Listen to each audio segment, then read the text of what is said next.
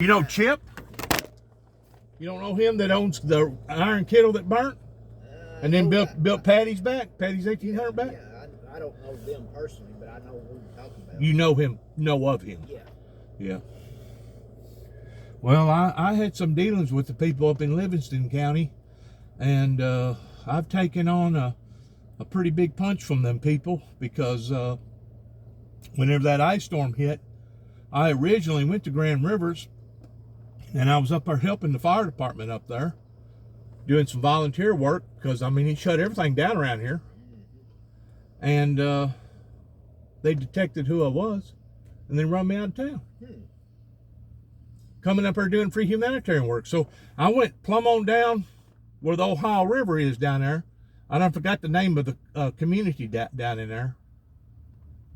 Seemed like it start with a K or something. Right next to the Ohio River. And had been down there for about 24 hours, loading up generators, cutting down trees, helping people like just got through helping you. And 2 Livingston County deputies come down there. Wasn't Katie's, was it? No, wasn't Katie's. It was, where's the seat of Livingston County? I'm not really familiar with Livingston County that much. I don't forget the seat. But anyways, it's down below the seat next to the Ohio River. But 2 deputies come down there and said, we know who you are. We want you to leave.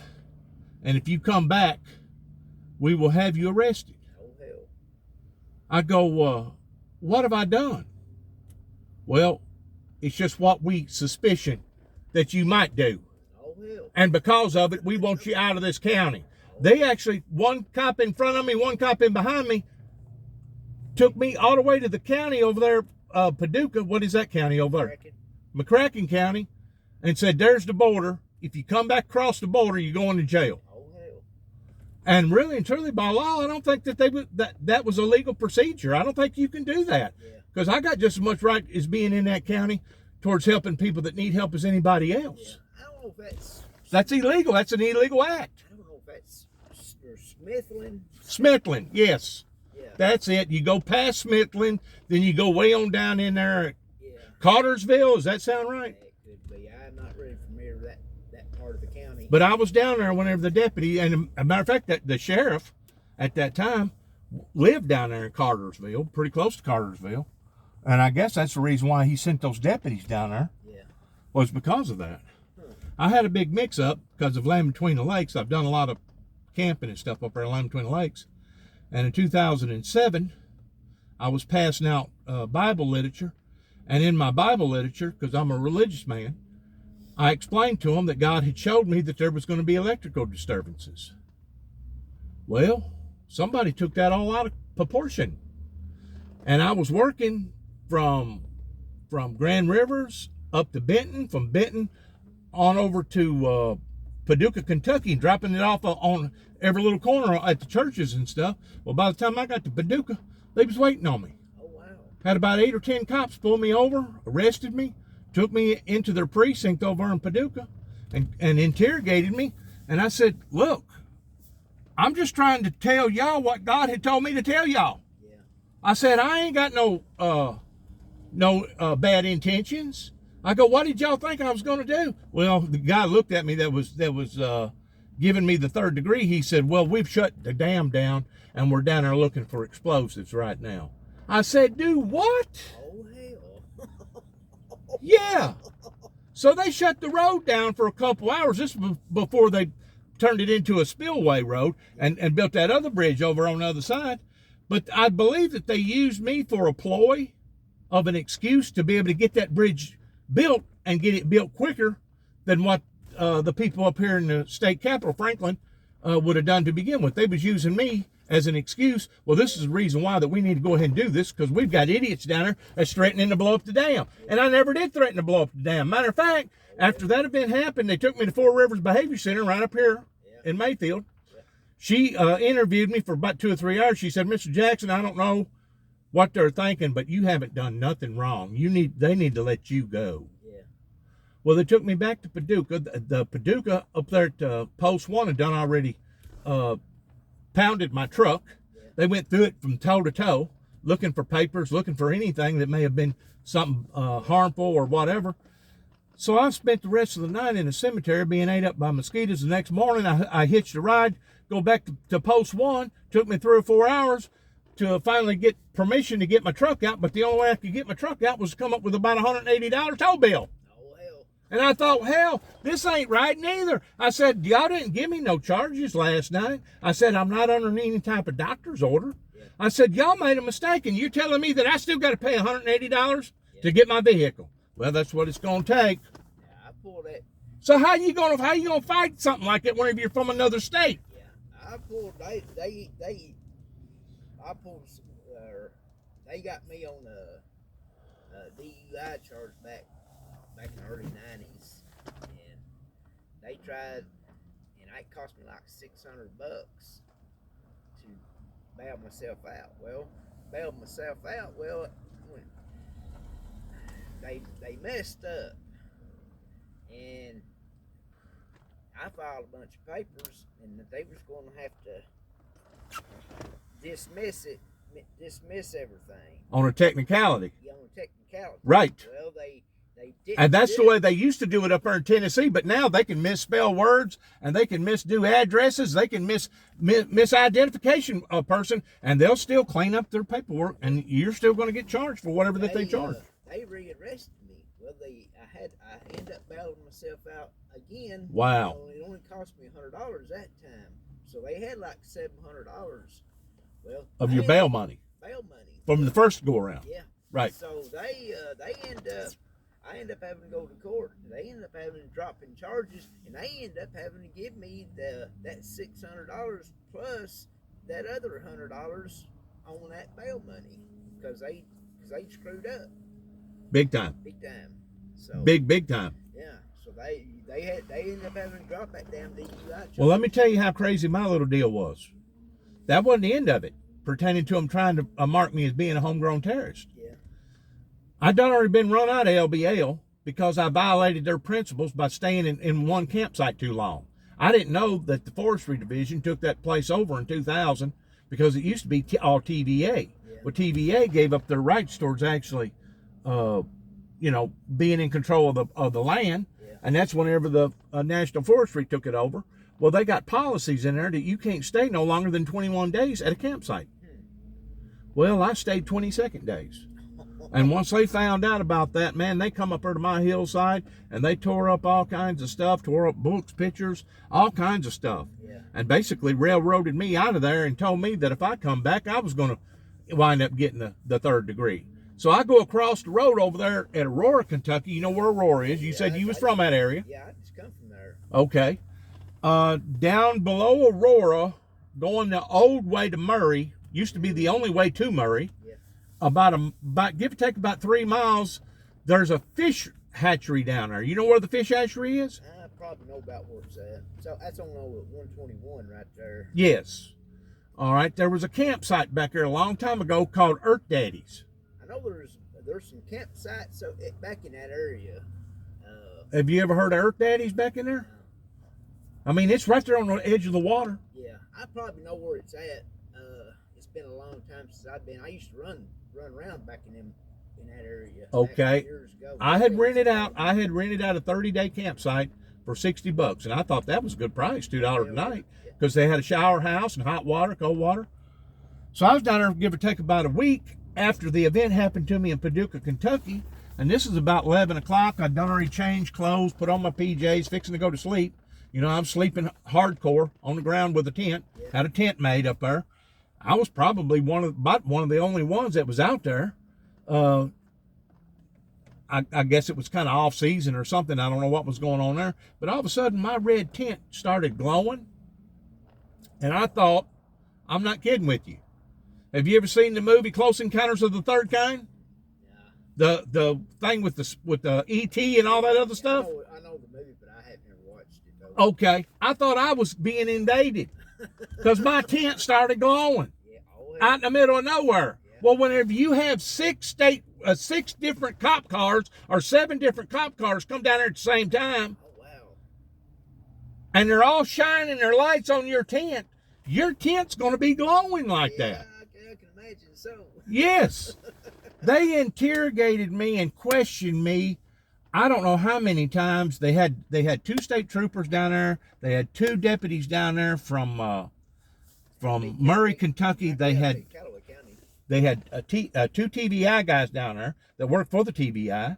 They had an FBI guy down there, and they had a supervisor down there that worked over the state trooper's office. What was the TB there? Because you from Tennessee? Because I was right there on the water's edge. I was within just several feet, and you know they're still in control of a certain amount of feet from the water's edge. TBA. Yeah. Is it TBA? Well, yeah, I thought you said TBI. Not TBI. TBI is Tennessee. TBA. They was down there, and they questioned me for about 2 hours, wanting to know, do you have any means towards wanting to go up here and blow up our dam? Oh, wow. And I'm saying to myself, where's this information coming from? Yeah. How come you people are thinking this about me? Yeah. I was trying to help you by telling you that God had showed me to show you that electrical disturbances was coming. Yeah. This was like in June or July in 2007. Well, guess what happened in 2009? Yeah. Your electrical disturbances happened. Yep.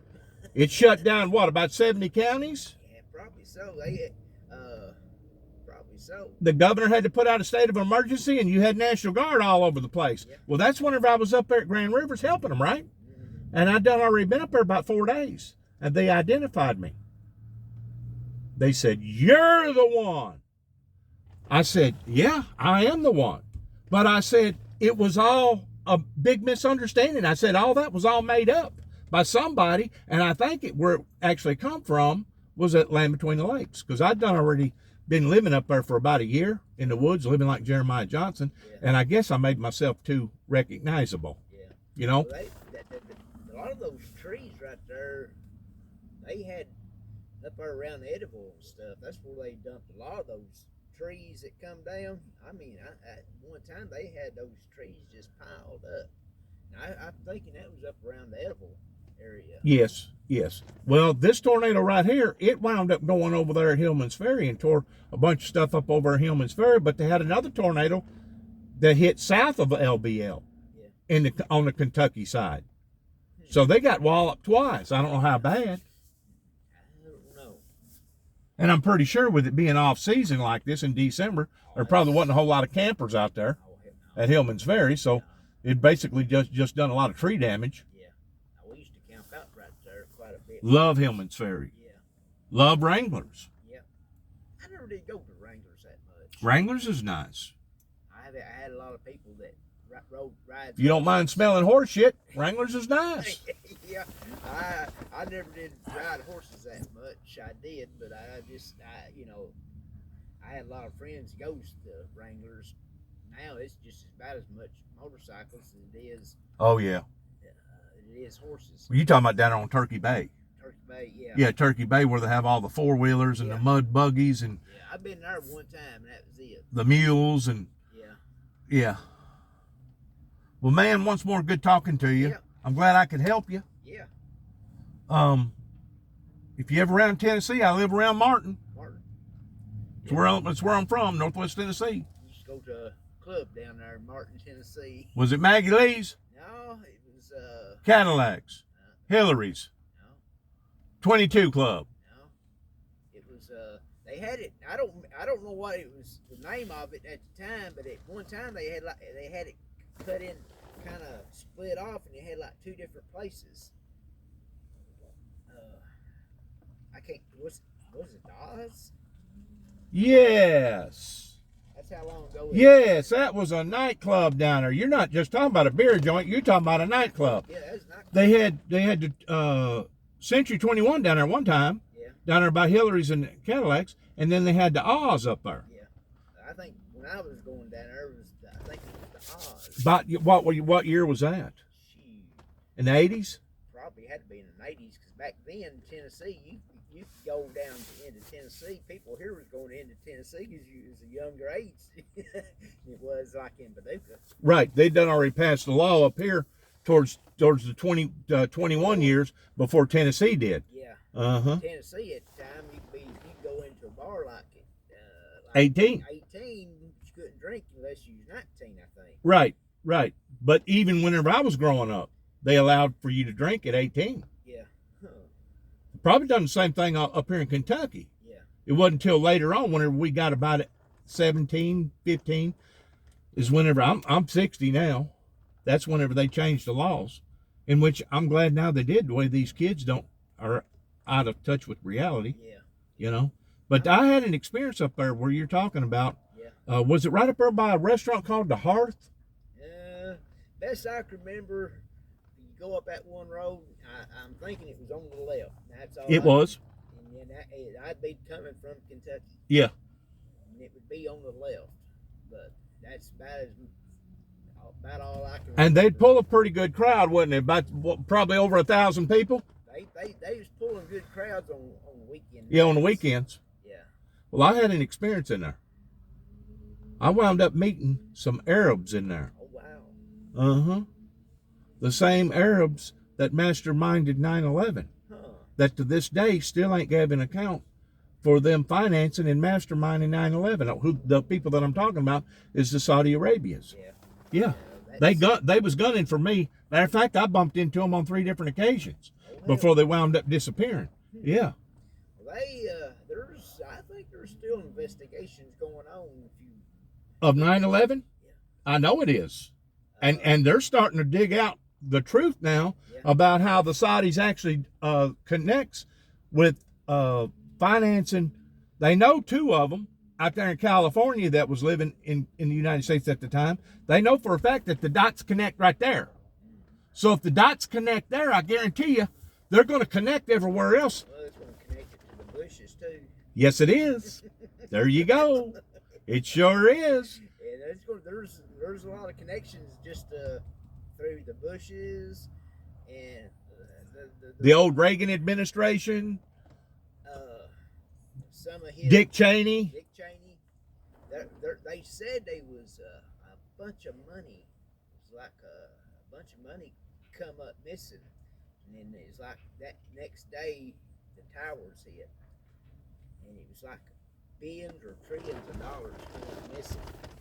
So, did you know that the word went out a day before the Twin Towers got hit for all people from Arab countries not to go to work? Oh, hell. I hadn't heard that. I know they pretty much, a lot of the big shots that was there when it happened, they instead, when they shut the air traffic down, they let them go home. The following next day, even though aviation had been grounded. Yeah. Who done that?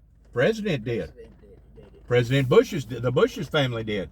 Yeah. So like you said, they was intertwined together right there. Yeah. And I guarantee you they knew exactly what was going on pertaining to 9/11. Yeah. They knew exactly. I think they knew exactly what was going on, and there's a lot of stuff that's going on. You don't hear nothing about it like you do with 9/11, but that ordeal out in Las Vegas, that when that gunman opened up there at the Vegas Casino. I think there was a lot of that right there that was they're saying it was a CIA tied in, and basically CIA tied, but the FBI basically is covering it up. Don't think for a second that they don't cover up for each other's mistakes. Yeah. Our government is so corrupt. Oh man, it ain't even funny. Well, since you've touched off on all that, I'm gonna just go ahead and let you know who I am. I was all over national news in 2009 because I went down to Oklahoma City, Oklahoma, after me coming back from Waco, where the two met, kind of like Hatfields and McCoys. And because I got down there and was snooping around too close, they got sweaty palms. Well, that right there was another damn indication. I'm saying that right there is another cover up right there. Yes, sir. And let me tell you the bottom line on that. They first started putting out that it was terrorists, international terrorists, from another country, until they finally, that afternoon, got lucky and caught Timothy McVeigh, because he was heading out of town and his license plate was fixing to fall off his bumper, and that's the only reason why they pulled him over and figured out who it was. Yes, they got very, very lucky on that deal. But Timothy McVeigh and Nichols was going to park the Ryder truck up underneath the Mariel building, the building that got blown up that killed so many people, and they didn't calculate right that the truck was about 6 inches taller than what it would go up underneath that building. So rather than park the truck up underneath the building, they parked it and crossed the street right in front of the building, right? Well, whenever that explosion went off, I don't know if you know this or not, there was actually two seismograph earthquake readings. One was like a 2.7, and then it shot up again to like a 4.2. And to this day, they still cannot give a reasonable explanation for that. They can't give a reasonable explanation why the building, like Building 7 and stuff, if even those towers, when they collapsed. Exactly. What's the odds of two buildings collapsing the exact same way? Without demolition. Without some sort of professional demolition in there that's actually doing that. Yeah. Of course, they claim it was because the jet fuel burns a whole lot hotter, and it caused the collapse of one building to pancake on top of another building on top of another building. Yeah. Well, if you want to believe that, that's fine. Yeah. Well, I don't believe that. Well, I think it was planned, and I think it was, well, we know it was planned, but I think it was somebody on the inside that actually had experience towards doing that, because if you put your thinking cap on, they was already attacked whenever the deal happened down there in Waco. Towards doing, I think, several millions of dollars worth of damage to that building. Remember that? Yeah, I remember when that happened. I remember where I was at. But that whole, even the Clintons, they need, to me, him and her need to be shot. I think eventually. Well, it was Bill Clinton that was in control of that little, him and Janet Reno, that was in control of that deal going on down there at Waco. And after the 51, I'm going to say probably within the 40th day, that went from being a rescue mission to a doomsday mission. And what actually happened was somebody got on the phone and brought in about 2 to 4 cases of dynamite. I can't prove this, but I'm pretty sure that I'm on the money towards my theory here. Somebody brought in 2 to 4 cases of dynamite, TNT. They put it in the bottom part of the Mariel building that was going to originally be used on the Davidians, because at that point in time, it was really upsetting the government officials in this country, because it was making them look bad, because it went on for day after day after day. Keep in mind, it went on for 51 days. It just so happens they got lucky on the 51st day and started poking holes in the side of the building and started putting tear gas in there, tear gas that was very, very toxic and very, very explosive, that they're not supposed to use on women and children, and you're not supposed to use that type of tear gas in a building. You know as well as I do, they got like 5 different types of tear gas that they can use. Well, they filled it full of all that toxic tear gas, and of course them women and men, they was in a confined area having to take care of all them children, and the power had been out the whole time. So you know good and well they either had candles or something burning, and as soon as all that gas got into that area, it turned it into a towering inferno, a fireball. Well, that's what killed them all. Well, they got lucky. Listen to them, they got lucky, okay?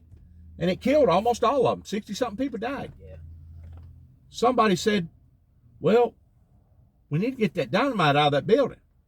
Well, we'll get it. Don't worry about it. Well, they throw a towel over it, or a sheet. Days turned into weeks. Weeks turned into months. Months turned into a year.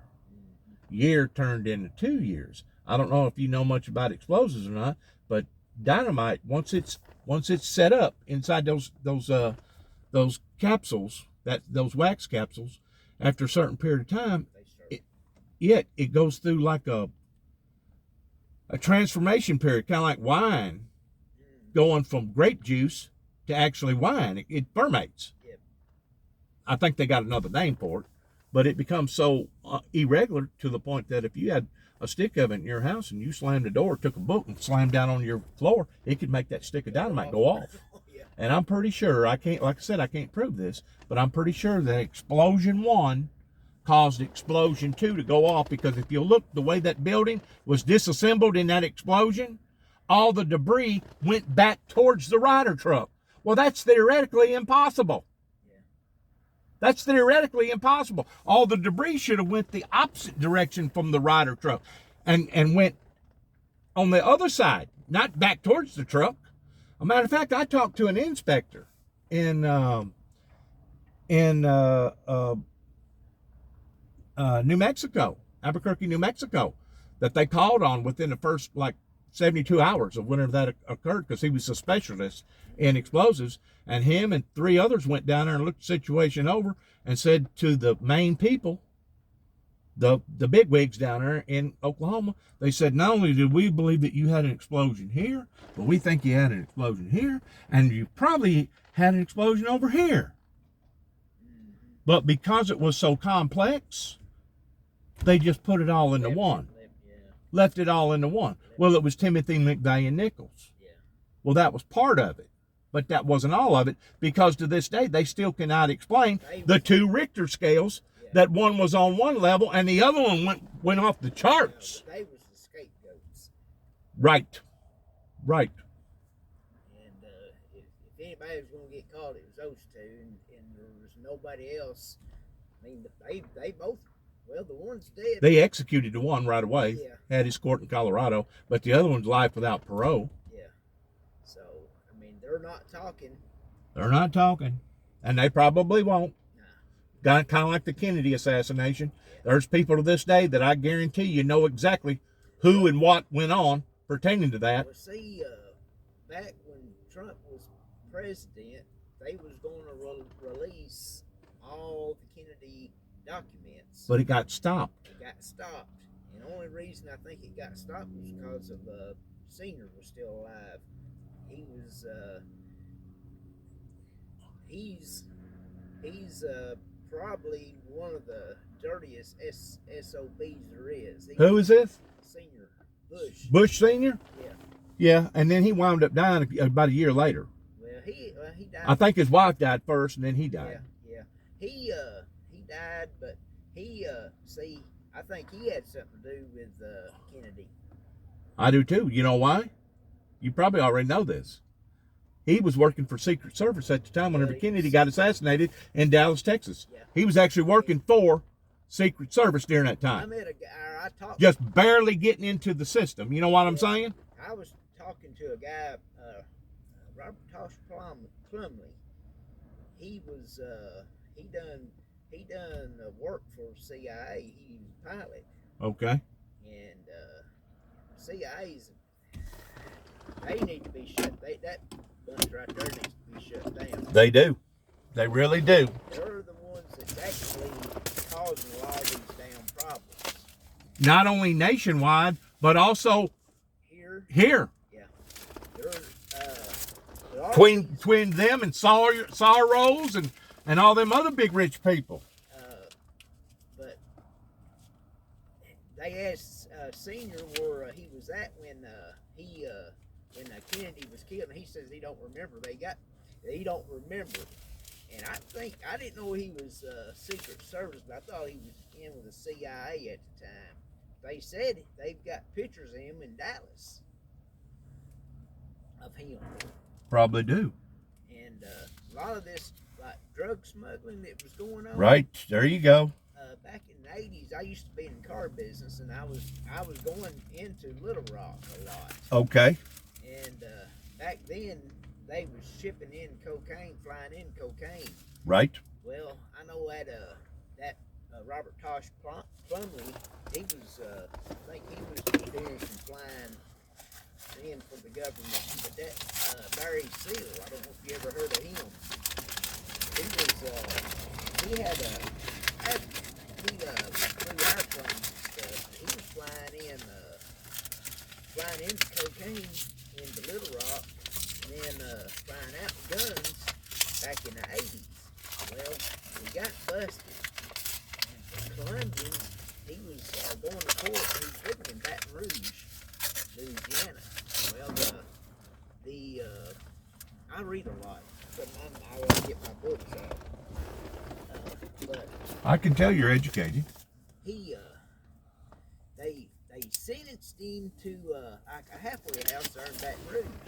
Well, he was staying there, and the Colombians come in and killed him. And at the I forgot what kind of place it was, but it was a halfway house for him. And when they went to check his personal stuff, he had President or Vice President Bush his personal telephone number in his pocket.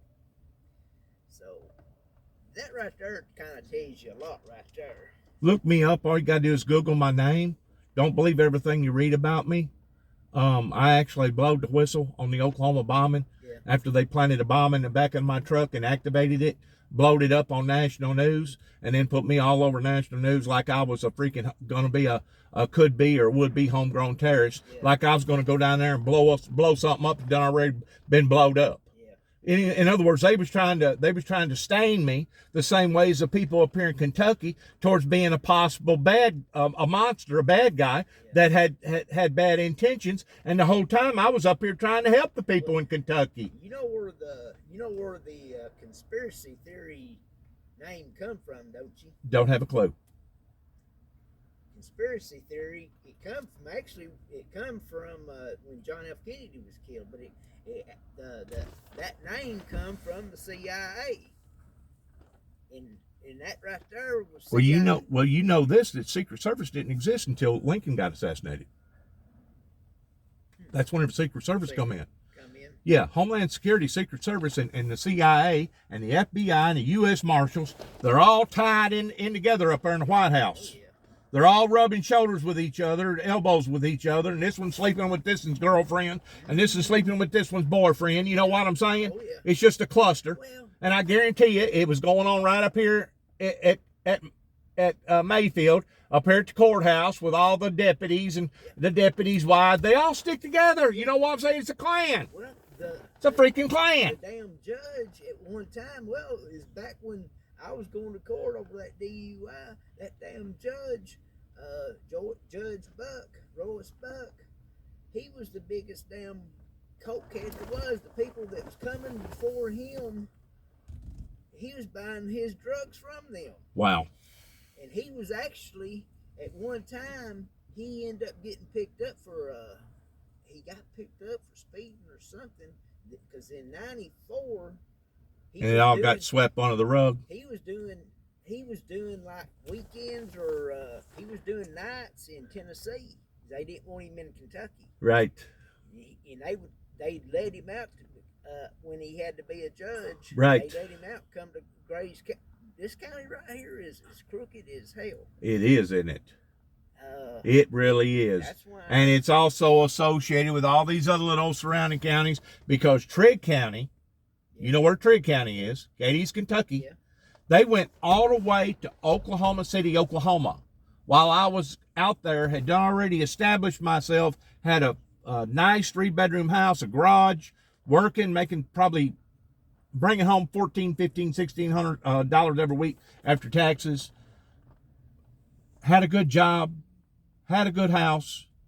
Over 2 telephone calls to LBL, stretched out between a 90-day period. Telephone call number 1, telephone call number 2 was in a 90-day period. And basically the only thing that I said in that telephone call, and I got proof of it, you can prove it, or you can go to the Freedom of Information Act and look it up there in Frankfurt. The only thing that I said was, what y'all done was wrong. I'm going to spill the beans. I'm going to let people know what you done that was wrong. I'm sorry for the misunderstanding. And both telephone calls was in apologetic form. No threats, none of the above. And after that second telephone call, within 48 hours, I had the Oklahoma FBI arrested me, put me down there in the FBI jail, and said, well, they got 10 days coming to pick you up. If they don't pick you up in 10 days, we got to let you go. Yeah. Well, they come down there and got me. Because the state of Kentucky come down there and got me. Yeah. and they throwed the book at me, and I wound up spending almost a year in jail in Christian County because Cadiz didn't have a jail in Cadiz, the pig capital of the world, I guess they are. You know, I guess they ain't gonna have no Muslims down there, are they? Or any Arabs down there, are they? With all them pigs down there. But I spent almost a year in jail and had to confess to a crime that I didn't believe that I should have committed. A matter of fact, the attorney that was representing me said, if anything, the charges should be charged for y'all for double jeopardy.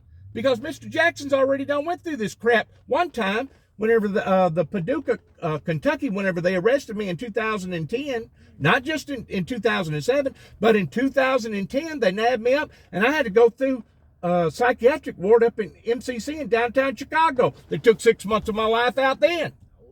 Yes. They took 6 months of my life out then. They took basically cost me several $100s the first go around, and me having to get my truck out of pound. And then the third go around cost me almost a year. Yeah. And see, I lost my house, lost all my furniture, and I would have lost my truck, all my tools, everything, all my records, if I didn't already make an agreement with a body man, because that's the occupation that I was in at the time. I was an auto body technician, and he took all my stuff, put it in an enclosed trailer that I had, and took it in behind his house, and left it. Yeah, I was in the car business, and I got busted for running speedometers back. Okay. And that was why I was going into Arkansas. I was flooding Arkansas with cars, but I ended up getting busted, and I got 10 months in a federal country club up in Manchester, Kentucky. You did? And was that a federal crime? Yeah. I didn't realize that was a federal crime. That's what I told him. He says, well, they got me. Yeah, if you're going, that right there's federal. The judge put me in for mail fraud too. I said I didn't mail my titles or nothing. I said I used FedEx. He said, well, Bruce, he said eventually them titles go through the mail. He said that's how they get me on mail fraud. So I ended up doing 10 months. They had me like on 300 something cars, and that was just in the state of Arkansas. Did you ever go to the sale barn up here? I think it was on Thursday nights. Where at? Over there, I believe it was right here. They got one in Murray. It may have been Murray. They got one in Paris, or they did have one in Paris. This was in the early 80s. I was working for an outfit in Trimble called CNS Motors, and we had hit the sales every freaking week up here in Kentucky. We'd done that for a year. We'd bring 7, 8, 10 vehicles in, and sometimes we'd sell them, and sometimes we'd bring them all back, depending upon, if people had good money. But they was called CNS Motors from Trimble, Tennessee, and we made a good, they made a good going at it. Yeah. No. I used to go into some Halls, Tennessee. Yeah, Halls. That's what I'm talking about. They had the sales there too. Yes. I've been to that sale. Yes, sir. They'd make those sales too. Yeah. The Paris, Tennessee had a car auction. I don't think we ever made the Paris one. But the Halls, we made it just about every week too. Halls, Tennessee. Matter of fact, they confiscated. We found out that state police, TBI, or somebody was there. We had a bunch of cars there, and we'd already got run out of that one sale, and they confiscated, or they I don't know if they didn't confiscate, because we ended up getting the cars back, and they stopped us from selling. They knew basically. They shut you down. They shut us down before we go in there. They shut you. They put a padlock on your business. Yeah. Right. Sounded to me like Internal Revenue Service done that. Well, it was probably TBI, Tennessee Bureau of Investigations. Okay. They can shut you down. Yeah, but I got there. We had like 2 loads of cars go down to Florida that time, and we told that truck driver, said, take this load to one car auction, this load to another car auction, because if you get too many cars in one auction, they start questioning. Look suspicious. Well, they sent it. They sent it all to that one, and as soon as we got there, they had them damn cars confiscated. Hey, you know what? You know what? I've done lots of things in my life that I'm not proud of. But I'm glad that I got a Savior. Yeah. That will forgive me for those things that I have done in the past whenever I was stupid and not thinking towards how wrong it was towards doing them. But I have never, ever had the intentions towards wanting to harm and hurt nobody. Oh, yeah, that's me. Matter of fact, I would go out of my way sometimes towards opening up the door just to get the fly out rather than kill it. You know what I'm saying? I don't want to kill nothing. I don't want to hurt nothing. But they was trying their best, man, to stamp that on me, not only here in Kentucky, not only out there in Oklahoma, but you know where it started? Tennessee. In my own home county. Yeah. Martin, Tennessee, up there where the college was. Yeah, they illegally arrested me, drugged me back to Martin, Tennessee after going into Henry County, and questioned me about me handing some Bible literature to an individual working at a service station, give or take about 1 o'clock at night. And I told him, I said, there was so much controversy in my life that there was an explosion of controversy going on in my life, and I was probably going to wind up on the Channel 6 News. Well, this idiot gets on the phone, calls up Martin PD. Oh, hell.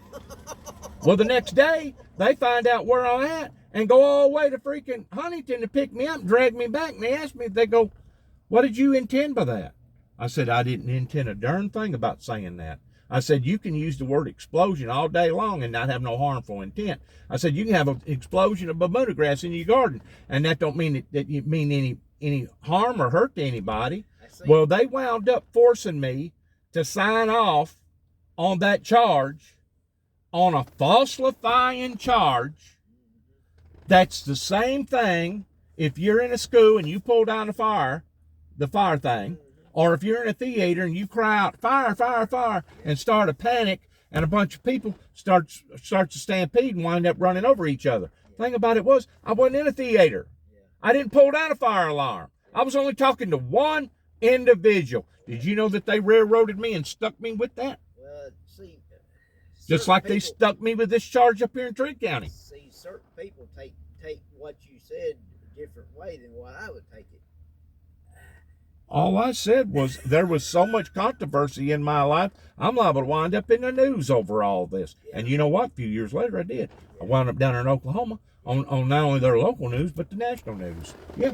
So my prediction come true on that. My prediction come true on electrical disturbances that happened in 2009. And as far as I'm concerned, look around. If this ain't electrical disturbances, I'll kiss your tail and give you 30 minutes to draw up a crowd. Well, let me ask you this. Do you believe in that the government's controlling the weather? No. I think the government knows that because of certain things that we're doing is damaging the weather, because they proved whenever they shut down all the airlines because of COVID, they proved within about a month after all the airlines shut down that the environment, the ozone layer started healing itself, started growing back. See, originally, I think the way I understand it, the ozone layer was about 12 miles in depth. That protects us from all kinds of stuff. You know what I'm saying? And now the ozone layer ain't but about 2 miles in depth. And every time we shoot off a rocket, it pokes a hole in the ozone layer. And sometimes it heals itself right back up. And sometimes it takes 6 months. But all that carbon dioxide that all them planes are putting up there, it's affecting what's going on up there. That's affecting the weather down here. It ain't the automobiles. Well, no, it's not. It's the jets. It's the jets. Let me ask you this. Have you not ever heard of the HARP? Yes, I have heard of that. Well, you need to investigate it. I know. It's got to do with a big hole and I guess the pits of hell. Well, no, it was something up in Alaska.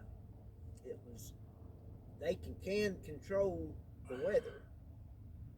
It's and I actually think that they said that Katrina was actually supposed to have been heading for Houston, Texas, and it ended up they diverted it, and it went to. I don't believe that, because that would be like saying that they was more powerful than God. And I'm not saying that God created this storm and done this damage and killed all these people up here in Kentucky. But what I will say is God did allow it to happen. Now, why he allowed it to happen, I don't know. It may be for thousands and thousands of different reasons of the reason why he allowed it to happen.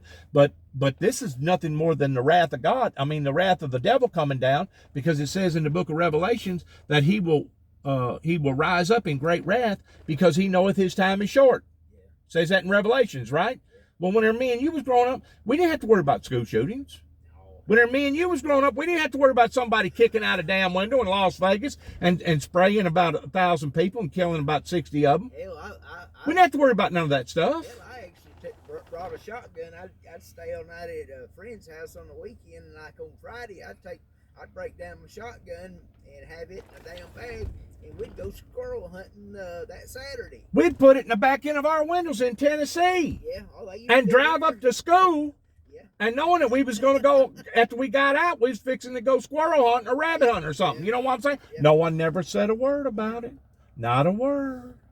So this government that we're under is a tyranny type government, and it's been taken over. And I think whenever they got taken over was the assassination of Kennedy. I think that's what started it. Well, that's basically when I think that's whenever we started giving away the farm. that's when the government started Compromising to all these other different countries around here. Yeah. And now they've gotten such of a say, so it's kind of like Saudi Arabia. Saudi Arabia's got or right at $1 trillion worth of investments here in the United States. $1 trillion.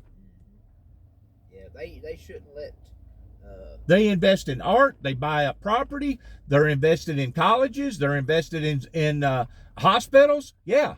China, they're all doing it. Yeah, they're all doing it. We're being taken over from the inside out. Yeah, and it's our government. You know, if you let a million Mexicans in America this year, if you let 1 million of them come over here this year, illegals, 5 years from now, you ain't gonna have 1 million. You're gonna have 10 million. You're probably gonna have 5 million, because I guarantee you they're gonna multiply, and they're gonna multiply within the boundaries, not outside the chicken coop, but they're gonna multiply inside the chicken coop. In other words, the enemy is right here. Well, the problem, and the Democrats are starting to see it, is basically the Mexicans that's actually here legally don't want them over here. No, And because they know what kind of people that they are. well, that they know they're going to hurt their. It's going to hurt their image. Well, it's going to hurt their pocketbook. It's going to hurt their image, going to hurt their pocketbook, and now they've got to compete with all these wetbacks, because that's exactly what a wetback is. A wetback is somebody that crosses over the Rio Grande. It's illegal. Yeah. So, and they actually don't. They don't want them over here. No, but you got the same problem down there in Miami with all the Cubans. Cubans, yeah. I didn't know if it was still happening. You go up to Washington State and it's full of Russians. Yeah.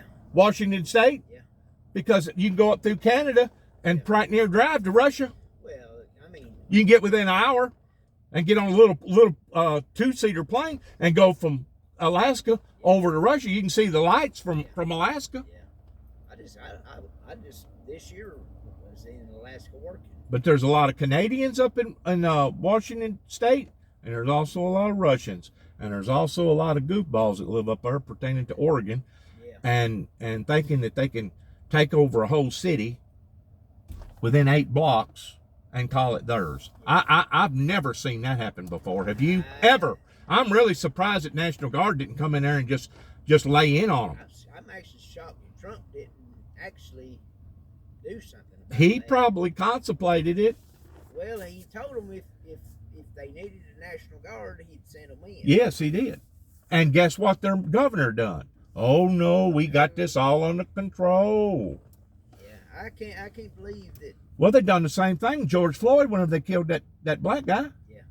They burnt the town down. Yeah, I can't believe they let that shit happen. Burned the town down. Yeah, I can't. That's just. It amazes me when they still vote these idiots in. But can you see the pattern here? It's taken this type of force before somebody I don't know if it's a group. I don't know if it's God. I don't know what it is, but it's taken this type of force before the American government is starting to scratch their head and saying, you know what, maybe we should do something different here. Well, I mean, maybe we do need to do something different here. But they go just as quickly to one side as they do the other. You know what I'm saying? Yeah. For some reason, they cannot find a happy medium. well, They go from one extent to the other, one extreme to the other. Yeah. Well, the Democrats, they're just way out there. Now, the Republicans, I ain't got half of the Republicans. Mitch McConnell, he's part of the problem. You got some Republicans that's kind of, got some. It ain't just the politics, though. It's the preachers. It's the churches. The churches has become corrupt because the church leaders have sat back and allowed for this stuff to fester. Yeah. Well, and fester and fester. Just because somebody's got big pockets and they're sitting on the front pew and they're a deacon, well, we can't hurt their feelings. They're a good tither. And if we step on too many toes, you know what they're going to do to us, honey? They're going to tell us to move on down the road, and we'll have to find us another church to go to. Yeah. See? See, that's like the Catholics, the popes and stuff. Yes, that's all corrupt too. Yeah, that whole system is right there. They were sure enough corrupt years ago, wasn't it? They was killing people. Well, the Crusaders, that was all that was about. The Pope, they're saying that one. I think they're doing. They went in and that about a year or so ago. I think they went in and arrested some of them. They did, because of child pornography and child molestation. Yeah. Yes, they're all a bunch of freaks as far as I'm concerned. Yeah. Dirty, weird, messed up in the minds. Yeah. I think that bunch right there has actually lost their damn credibility. To some extent, but you've always got just like Jesus said, the blind lead the blind, and sinners love sinners, and you're always going to have those people that are going to try to image themselves as being good, kind of like the Sharia law. They're trying to image themselves as being good, but you know good and well they ain't good. Whenever you blow up schools, hospitals, weddings, and funerals, over in Saudi Arabia, whenever you order for those type of vengeance type deals to happen, there ain't nothing good about that. They, what's so funny is the damn Democrats, they're all about the Muslim people, but then they're over here too patting the gays on the back, but then the Muslims, they hate gays. There you go. It's a conflict on all the way around. It's turned into a cesspool. Yeah. And this is the reason why that I think God is allowing for this to happen, not just in this event. To get everybody to see what's going on. Yes, sir. Not just in this event in Mayfield, Kentucky. Yeah. But if you'll look at the pattern for the past 30 years, it has not only intensified in strength, but it's intensified towards how many of them are coming together. Yeah. You know what I'm saying? Who would ever thought that a tornado would have stayed on the ground for almost 250 miles? Yeah. Started in Jonesboro, Arkansas. Yeah. Who would ever thought that? Yeah. And this was a Category 4. Look around. It looks like a bomb blowed up here. You get up here to Court Square. I've been told it sure enough looks like a bomb blowed up over there. It hit Court Square and that bank across the road from it. And I think the bank's still up. But when you go up and where the Court Square is on the left, turn right there. It's bad. That's bad, but that's when you got everything close together. That's because you're in the city limits. Gotcha. Everything. Out here, you more spaced out, basically. Look me up. The only thing I ask you, don't believe everything you read about me. If you do look me up, you said you're a big reader. Yeah. I put my telephone number on there. Give me a call, man. Okay. Give me a holler. I promise you I'm a good guy. Yeah. I really am. And I guarantee you, the things that you nailed a while ago about this county, Graves County, yeah. You nailed it right on the head, son. And I guarantee you get enough of that going on, whenever God allows for the big hammer to come down, the worst thing about this is that it affects not just the guilty, but it also affects the innocent. Yeah. Yes. That's the worst thing about seeing something like this happen. Right. But once more, where does the fault actually fall? It falls upon the feet of those that was participating in all this stuff. And it ain't just here in this county. It ain't just here in Kentucky. It's all over. It's all over. It's dirty deals going on, underhanded deals, black market. It's just like George Soros paying to get these. It's organized crime. Yeah. Syndicate stuff. And that's what where I follow. That's actually what they're saying. All this is happening to get everybody woke up. Exactly. And they say Trump is actually probably still president. I don't know. I've heard that so many different times. I guess if you keep repeating it again and again and again, you're bound to get people to listen to it and at least believe it. I don't know. I can't vouch one way or the other. But if they did beat him, I don't think they pulled one of the most remarkable hoodooing jobs, almost like a magician. What was his name?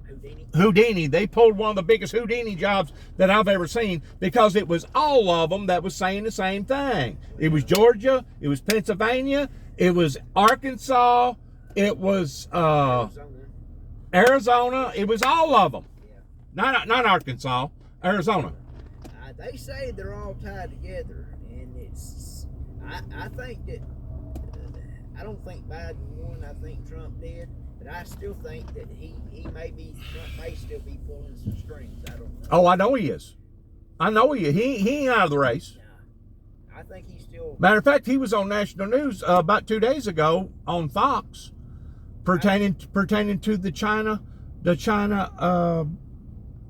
pandemic, telling everybody on world news that China should pay for this, because this has caused problems not just here in America but worldwide. Well, they knew what happens to get somebody like Trump in there, then you go in and confiscate anything that China has over here. But you know that their army is about 5 times bigger than ours, right? Yeah, I've heard they're on one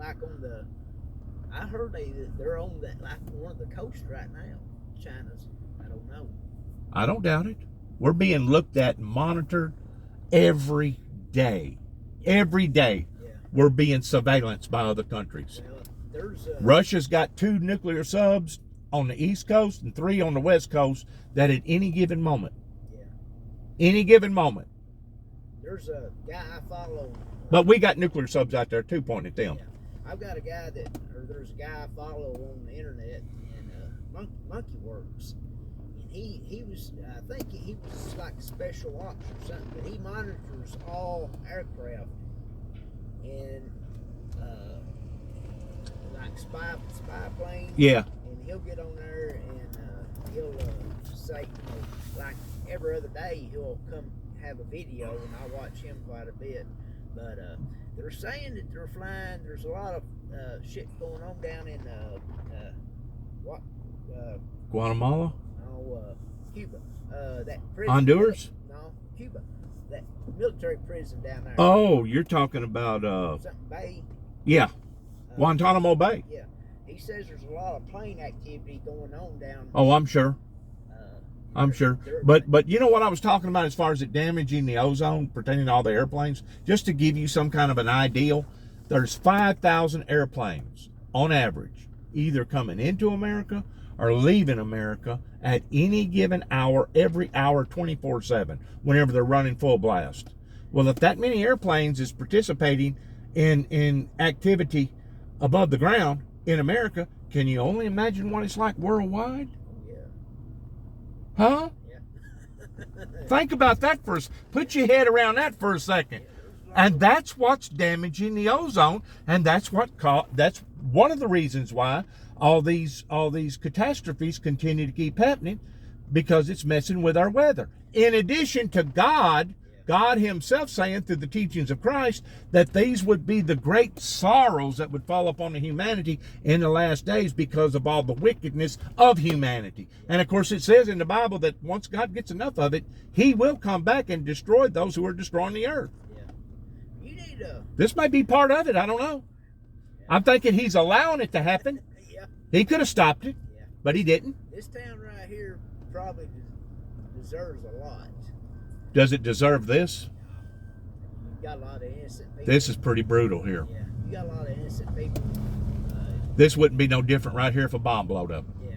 You know what I'm saying? This guy right here, he's probably part of the problem here in Graves County. He may be. I know Who knows?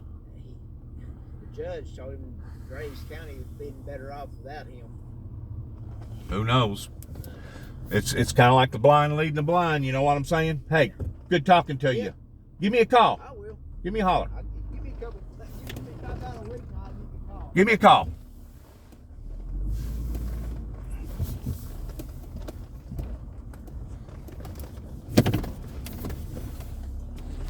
Yeah, there seemed like he working for the railroad. He seemed like a pretty good old Joe. There's his house right there. Tore all to pieces. This is the front yard. He worked for the railroad for years and years. Look at all these trees. Look at all this stuff. I mean, this is big stuff. Big, big stuff. This is up here where the Arrowhead RV dealer lives. This is almost like a tunnel right here. Look at this. You got trees, trees, trees, trees. Big banks of trees. That house right there, it's basically totaled. Look at this. Have you ever in your life seen anything like this? I mean, people have been working their tail off towards coming up here cutting down all these trees. My God. Unbelievable. My Lord, my Lord. Just a big mess. That used to be a house right there. This is worse than that tornado that hit up there at Nashville and went up there to Cookeville. This is worse. I'm thinking that tornado in Nashville going up towards Cookeville was a Category 3. And they've already done said this one here had winds of 100, reaching 190 mile an hour. Ain't nothing left but toothpicks. Standing. Look at this. Just mounds and mounds of nothing but debris. Somebody's Corvette. Windows all broke out of it. Looked like where a home stood right there. So sad.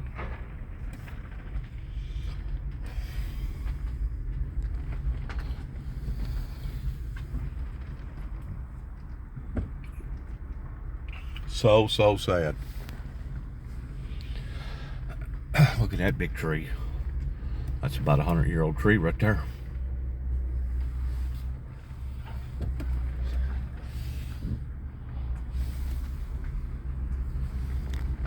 Look at that tree. Every window knocked out. Almost every shingle knocked off.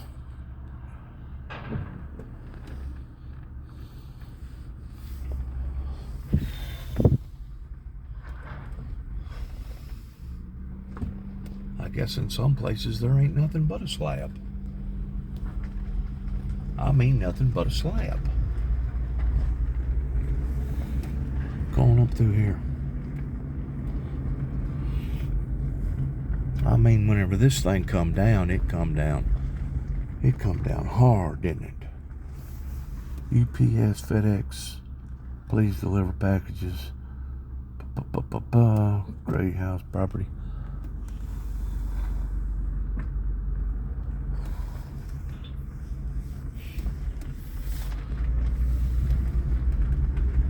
Unbelievable.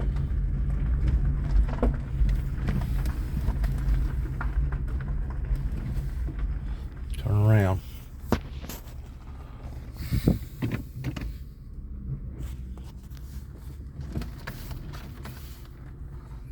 Turn around. Look look at it from a different angle.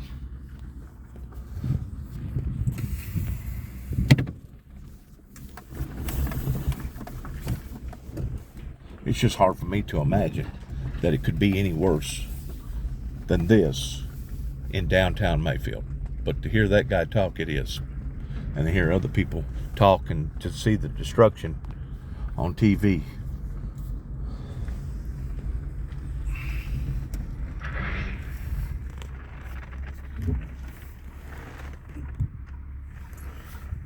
Look at that over there.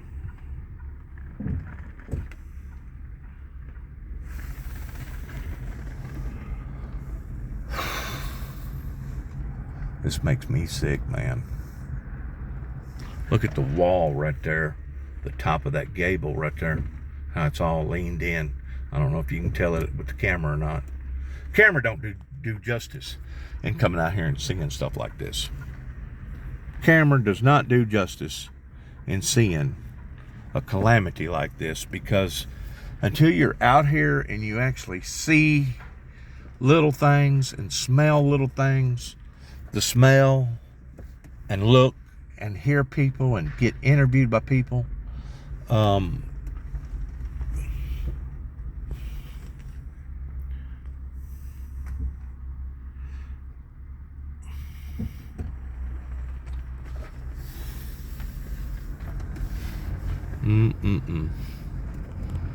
imagine that Corvette right there is totaled.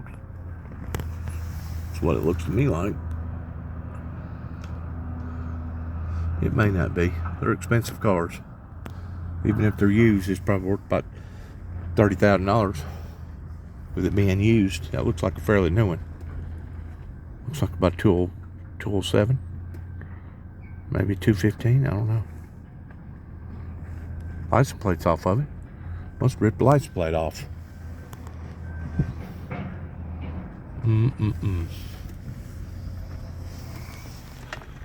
Look here. That's what you call resiliency right there, baby. Whenever you can look at almost the only tree standing, it's got an American flag on it. That's resiliency. Well, I'm going to cut this off. I'm going to cut this off because I need to concentrate on what I'm doing, and I need to find a distribution center that I can let's go on down this way real quick. I need to find a distribution center where I can take all that stuff, because these people have lost everything. I mean everything. Not part of everything, but everything. Shoes, socks, books, magazines, DVDs, games, toys, pictures, memories.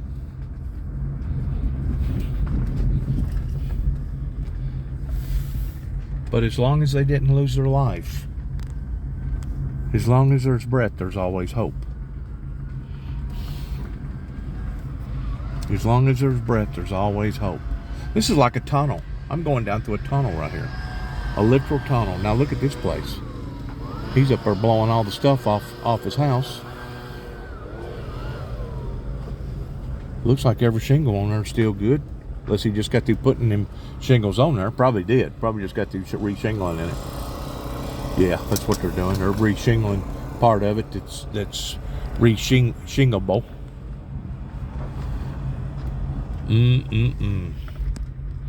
I just couldn't imagine being involved in something like this during the time that it was actually going off. These people be traumatized the rest of their lives.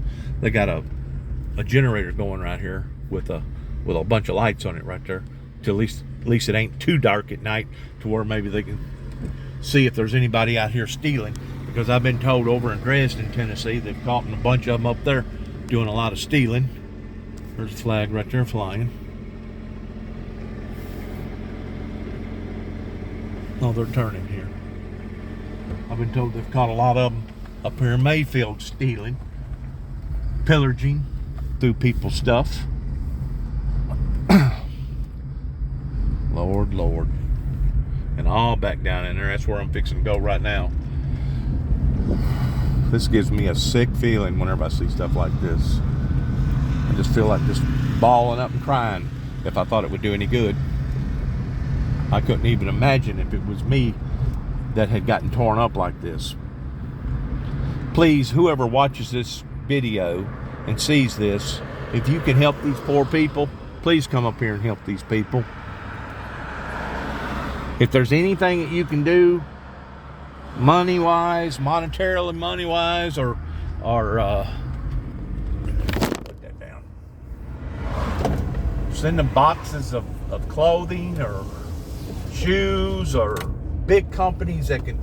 And I already heard where some of them are giving in towards donating this and donating that. A lot of people are using this for tax write-offs, big companies. But I'm just talking about the average, everyday person, people like me. If there's any way possible that you can either come down here or send money down here or send boxes of stuff down here, please help these people in this area. Help the people in Dresden, Tennessee. Help the people in Kenton, Tennessee. Help the people in Sandburg and Reelfoot Lake area. Help the people in Dawson Springs, Kentucky. Help these people, those who have all kinds of stuff. Please help these people. In the name of God, right here at Christmas time, please help these people. Thank you for listening.